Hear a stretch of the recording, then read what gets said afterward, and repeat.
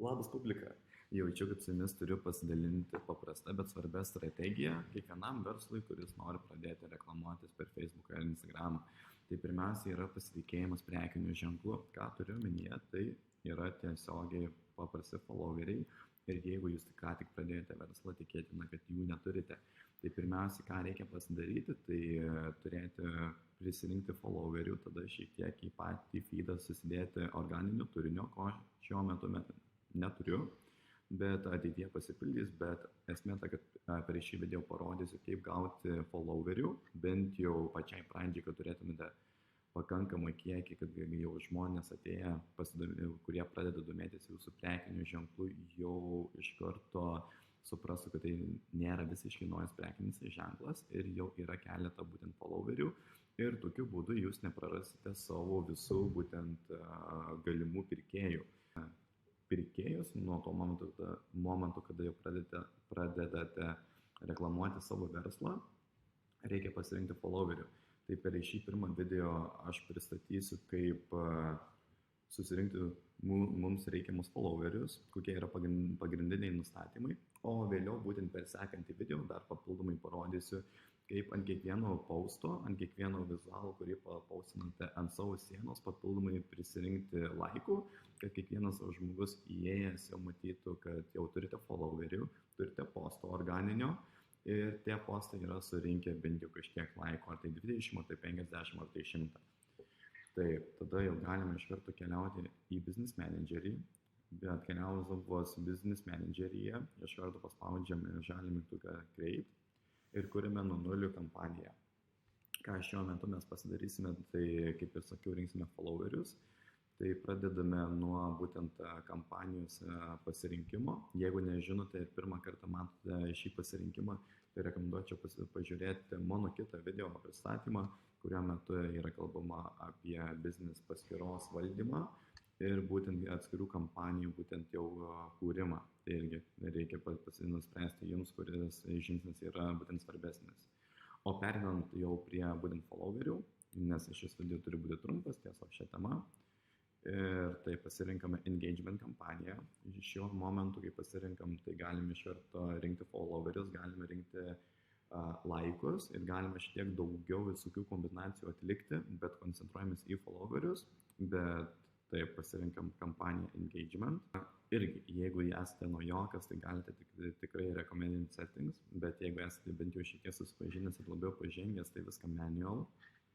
Tai pasirinkame. Tai pasikrovas, tai irgi galima pasivadinti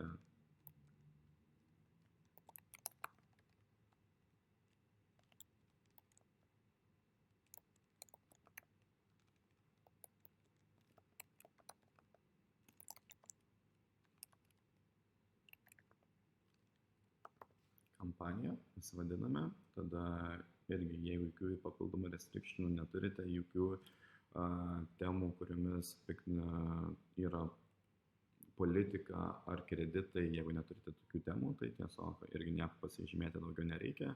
Tai irgi pasivadiname kampaniją, tada einame į adseto lygmenį ir čia galime pasivadinti jau Facebook page followers. Per sekančią pamoką pasikursime mes naują adsetą, per kurį būtent irgi jau reklamuosime pasirinktus elementus ir vizualus ir tada galėsime būtent jau pradėti jiems rinkti laikus. Bet dabar, kaip minėjau, fokusuojamės į Facebook puslapio followerius ir tai pirmiausia, tai conversion locationą reikia pasirinkti, tai kuom skirsis būtent followeriai nuo laikų, tai pasirinkant on your ad bus renkami laikai kiekvienos mūsų reklamos, o jeigu norime būtent sekėjų, už kuo pigesnę kainą ir didesnį kiekį, tai tada pasirinkame šitą funkciją, tada iš karto galime pasirinkti puslapį. Pasirinkame savo norimą puslapį, kurį norime reklamuoti. Tada iš karto galime eiti jau žemiau. Pirminis žingsnis yra nusistatyti dienos biudžetą. Tai reikėtų pagalvoti, kokio biudžeto jums yra negaila, bet galima pradėti nuo 5 eurų ir tada stebėti rezultatus, kaip jie kinta.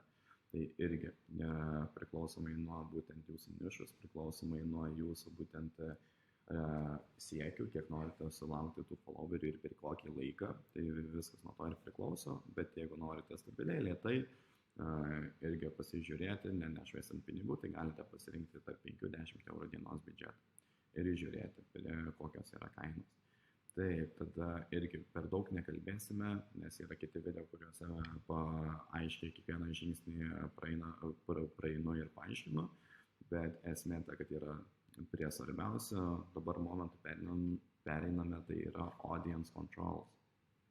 Ir šioje vietoje, kas atsitinka, tai esmė ta, kad kiekviena lokacija, kiekvienoje valstybėje yra skirtingos kainos už parodymą žmonėms.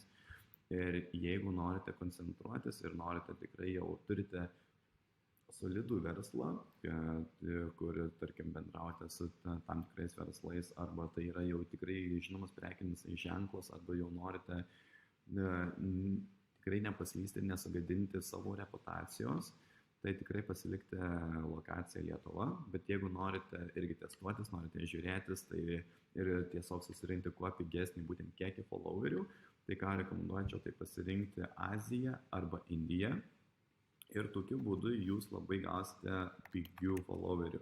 Tai tikrai daug geresnis būdas negu pirkti followerius netikrus, botus, tai šią akimirką nusiperkam tikrus followerius, bet už pigią kainą. Tai esmė ta, kad jeigu Indijoje reklamuojamės, renkamės followerius, ar tai būtų e-komercija, ar tai būtų paslauga, nėra didelio skirtumo ir kaina vieno followeriui yra tarp 1 centų ir 5 centų.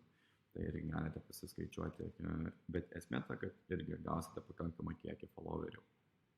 Tai, o Lietuvoje kainas svyruoja tarp 30 ir 50 centų. Taip, irgi vidurkį galite įsivesti, galite pasitikrinti ir pasižiūrėti.